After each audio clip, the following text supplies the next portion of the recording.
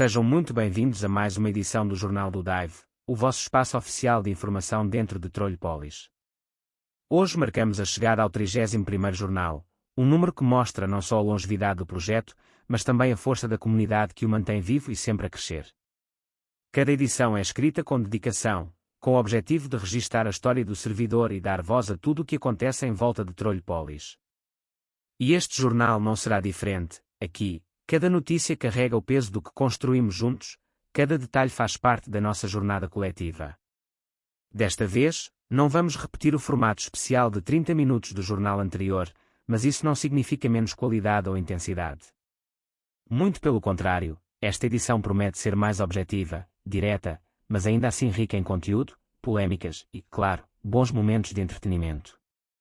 E, como já é tradição no nosso jornal, não podíamos deixar de lado o grande destaque que encerra cada edição, o exclusivo, único e inigualável cidadão da semana, que só o JDD tem para vos apresentar. Portanto, prepara-te, acomoda-te bem e acompanha-nos nesta nova viagem, porque o Jornal do Dive, 31º jornal, começa agora. A cidade de Trolhópolis está a dar um grande salto no sentido da organização e eficiência com o lançamento do plano oficial de Sorting Systems em todos os projetos de grande escala. O objetivo é, claro, reduzir o tempo gasto pelos cidadãos na separação de itens e melhorar a logística interna de cada construção. O primeiro protótipo já foi colocado em prática na Zona do Dragão, onde se está a preparar o terreno para a futura construção do Dragão. O sistema inicial mostrou-se bastante funcional, conseguindo organizar materiais extraídos durante as fases de secagem e mineração daquela área. O governo garante que este é apenas o início, os Sorting Systems deverão tornar-se uma marca de Trolhópolis, estando previstos para várias zonas estratégicas como o Porto, a Biblioteca e até projetos parlamentares.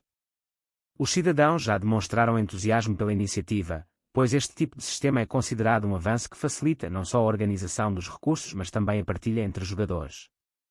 Será que no futuro cada projeto importante da cidade terá o seu próprio sorting system totalmente automatizado? Tudo indica que sim, e este pode muito bem ser um dos marcos tecnológicos de 2025 em Trolhópolis. As atualizações na pontuação dos ranks ainda não vão ser aplicadas em agosto, deixando a comunidade sem respostas concretas. A dúvida que para é simples: será que vamos ter a atualização já em setembro? Ou será que teremos de esperar até novembro? A realidade é que ninguém sabe ao certo quando as mudanças vão acontecer. O sistema está pronto a ser mexido, mas a incerteza reina. Os jogadores começam a questionar se as alterações vão mesmo chegar ou se estamos perante mais uma novela digna de Trolhópolis. Enquanto isso, as apostas já circulam entre os cidadãos. Uns acreditam que setembro trará novidades, outros acham que só no final do ano veremos os ajustes. O que se sabe, com certeza, é que a comunidade continua ansiosa pela aplicação das novas regras nos ranks. O Parlamento de Trolhópolis continua a ganhar forma. Desta vez, quem entrou em ação foi Diana, que deu um passo essencial para o futuro da zona, a construção de uma plataforma dedicada aos jardins que irão ocupar a parte traseira do edifício. A plataforma servirá de base sólida para os 3 jardins já planeados em votação anterior, abrindo caminho para que cada proposta possa finalmente ser posta em prática. Este avanço é importante, pois desbloqueia um projeto que estava em pausa há algum tempo, aguardando exatamente esta preparação estrutural. Segundo Diana, o objetivo é garantir que o espaço esteja pronto para receber as diferentes decorações e ambientes verdes, de modo a tornar a área envolvente do Parlamento mais atrativa e condizente com a sua importância dentro de Trolhópolis. O povo já começa a especular como será o resultado final: jardins mais modernos e minimalistas, um toque clássico com fontes e estátuas, ou até uma mistura de estilos. O certo é que a cidade está de olhos postos nesta nova fase do projeto. Depois de muito tempo afastado, Lupao regressa ao servidor e promete trazer novamente aquele caos e imprevisibilidade que o tornaram tão conhecido no passado. O seu regresso já começa a gerar reações mistas entre os cidadãos. Uns veem com curiosidade, outros com receio. Antigamente, Lupao era uma figura que ninguém queria por perto. As suas atitudes geravam polémica e criavam tensão em várias regiões de Trolhópolis. Agora, com o seu regresso, muitos perguntam-se se ele virá com a mesma energia para causar o terror, ou se terá mudado a sua postura. Os jogadores mais antigos recordam bem o impacto que Lupao já teve em diferentes momentos, sendo um nome que nunca passou despercebido. Já os mais novos estão a descobrir agora por que razão ele sempre foi considerado um dos cidadãos mais temidos.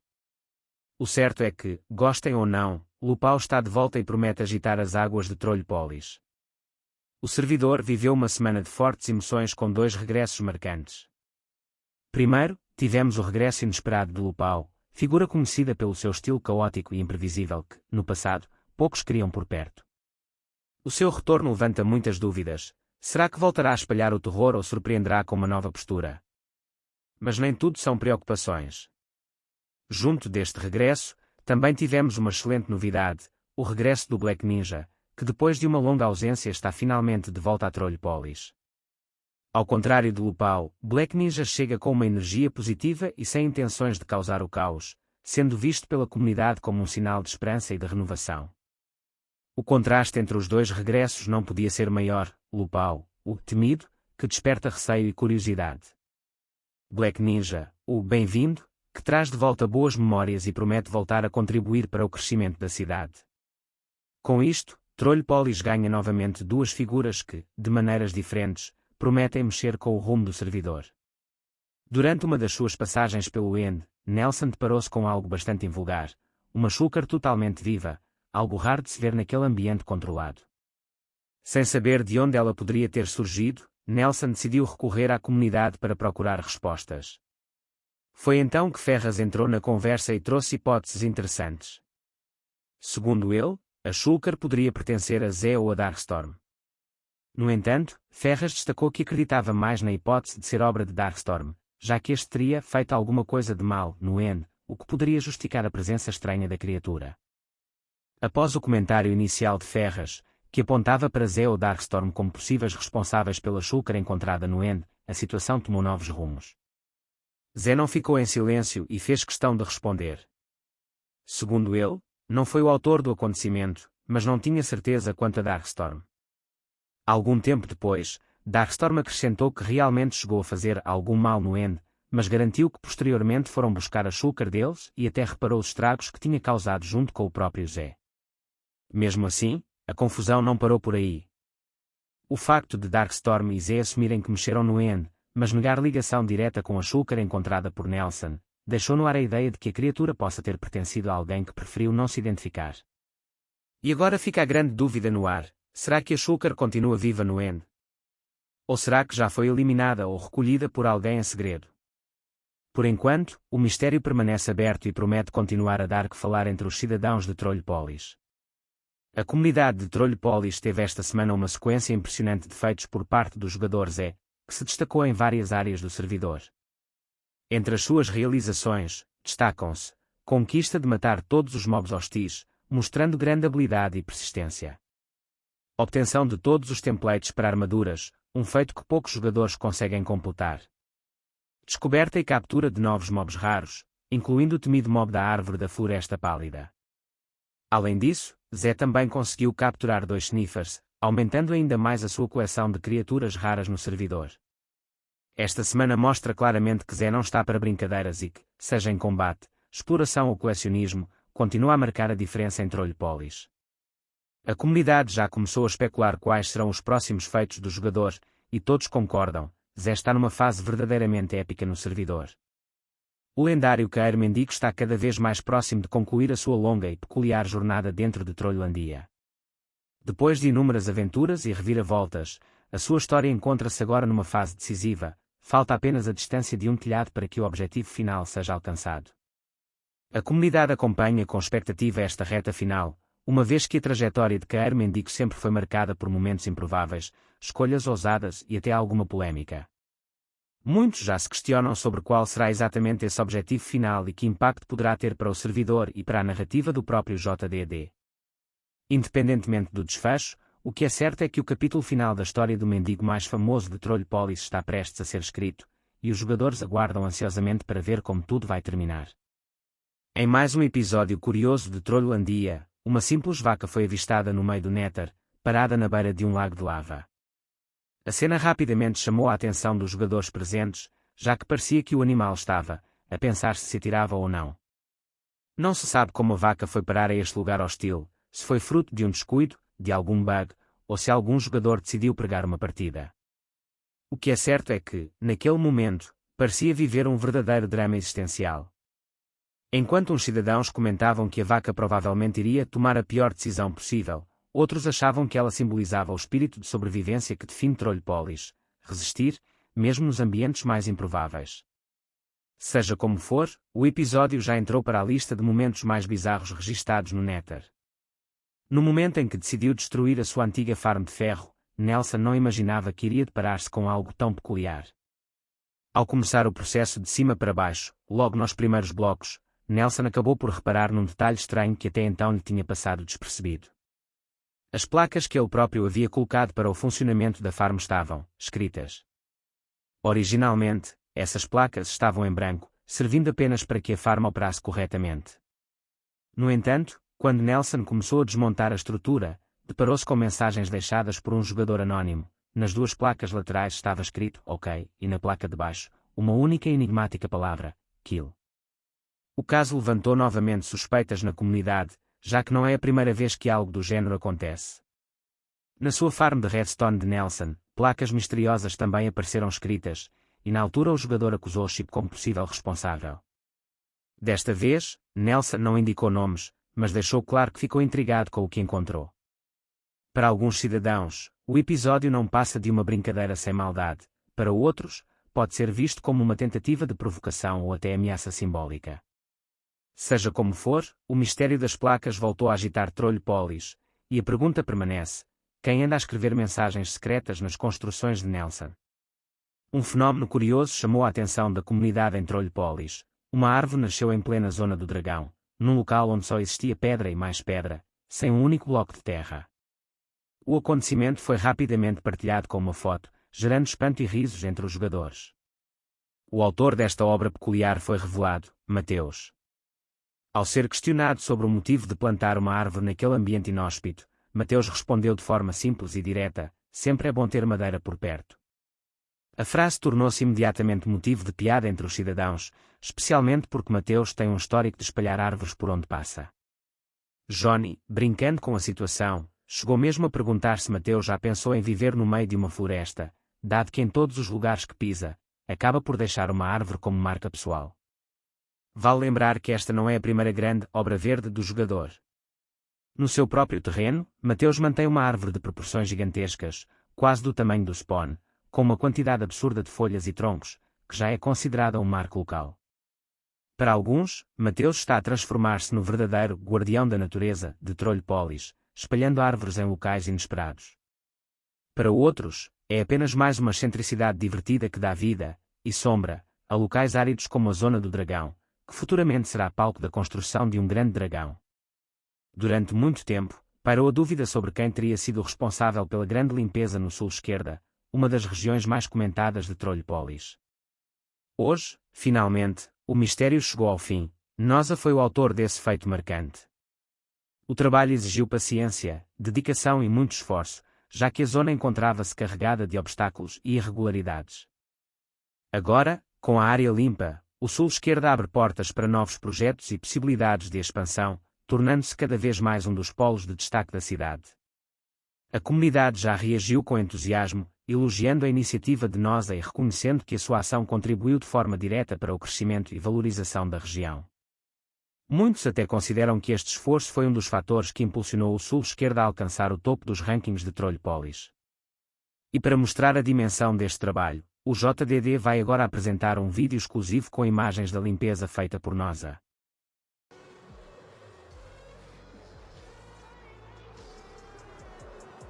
Agora parece maltinha. Aqui está. Este é para o dive.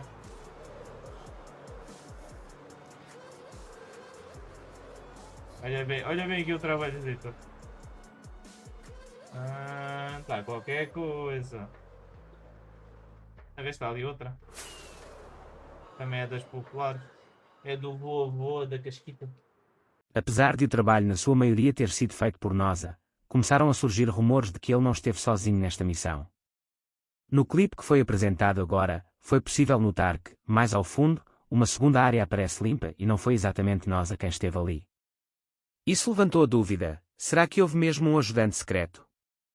O segundo limpador ainda não foi identificado, mas a questão ficou no ar: terá Noza recebido ajuda sem querer revelar? Ou será apenas coincidência, com alguém a limpar no mesmo período. Para não ficarmos apenas em especulação, deixamos o próprio nós a responder à comunidade e esclarecer de uma vez por todas este mistério. O desenvolvimento contínuo de Trolhópolis não para, e várias áreas da cidade estão atualmente em construção ou aprimoramento. Cada projeto conta com um responsável dedicado, garantindo que as obras avancem de forma organizada e criativa. Eis a lista dos principais projetos ativos e os cidadãos responsáveis. End, Tommy, supervisiona toda a expansão e organização da dimensão do End, garantindo segurança e exploração eficiente. Nether, Nox, responsável pelo planejamento e manutenção da dimensão Nether, incluindo novas construções e caminhos seguros. Navio, Nosa, lidera a construção do navio monumental, um projeto que promete ser um marco visual da cidade.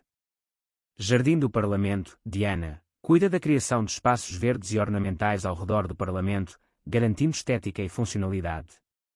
Jardim da Catedral, Rochinha, desenvolve áreas de lazer e decoração junto à Catedral, acrescentando charme e beleza à cidade. Zona do Dragão, Johnny, supervisiona o preparo do terreno para futuras construções temáticas, incluindo o dragão que será erguido na região. Parque, Jao, responsável por todas as áreas de entretenimento e lazer do parque, incluindo pistas, atraços e zonas de eventos. Zoo, Ferraz, supervisiona a criação de habitats e o cuidado com os animais, garantindo que o zoo seja educativo e divertido. Biblioteca, Pantufa, lidera a construção e decoração da nova biblioteca, incluindo escolhas de design e funcionalidade para a comunidade e novo edifício JDD, Dive, responsável pelo edifício do jornal, coordenando a construção e garantindo que seja um espaço emblemático e funcional para o JDD.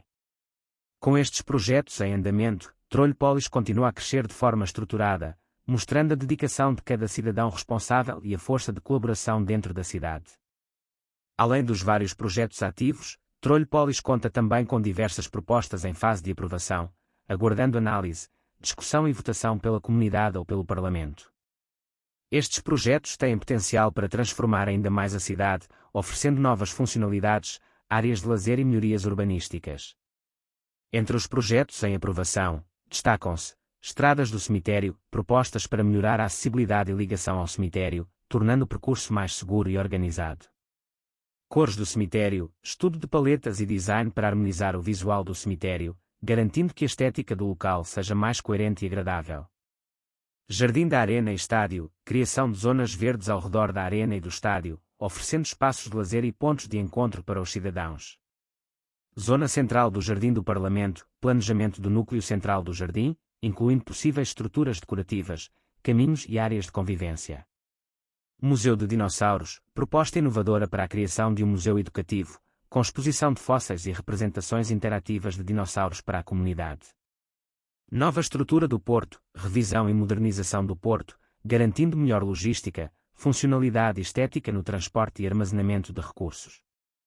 A aprovação destes projetos dependerá da análise criteriosa da comunidade e dos responsáveis pelo desenvolvimento urbano, garantindo que cada decisão contribua para o crescimento sustentável e organizado de Trolhópolis. O crescimento acelerado de Trolhópolis começa a trazer um novo desafio, a falta de espaço para os novos jogadores. A cidade está cada vez mais povoada, os terrenos ocupados aumentam de forma contínua, e surge a dúvida que paira no ar: qual será o futuro da cidade quando os lugares acabarem? Por agora, o governo ainda não revelou planos concretos, mas a situação já gera debates acesos entre cidadãos e líderes regionais. Será tempo de expandir Trolhópolis ou será melhor revitalizar zonas antigas e pouco exploradas da própria cidade? O que é certo é que a pressão aumenta a cada novo jogador que chega. O futuro poderá trazer grandes mudanças e, quem sabe, uma nova cidade está por vir. E para finalizarmos este jornal, chegou o momento mais esperado, o cidadão da semana. Mas antes de revelarmos o vencedor, vamos rever a tabela atualizada. Em primeiro lugar, Johnny com 8 pontos. Em segundo lugar, Ferraz e Pantufa ambos com 4 pontos. Em terceiro lugar, Nosa com 3 pontos. Em quarto lugar, Nelson com 2 pontos. Em quinto e último lugar, temos Catra, Tommy, Nox, Chipiggy Killer, todos com 1 ponto cada. E o cidadão da semana desta edição é Pantufa. Com isto encerramos mais uma edição do JDD. Obrigado por nos acompanharem até ao fim, e continuem atentos porque em breve voltaremos com ainda mais notícias, histórias e, claro, com o nosso exclusivo cidadão da semana. Até à próxima!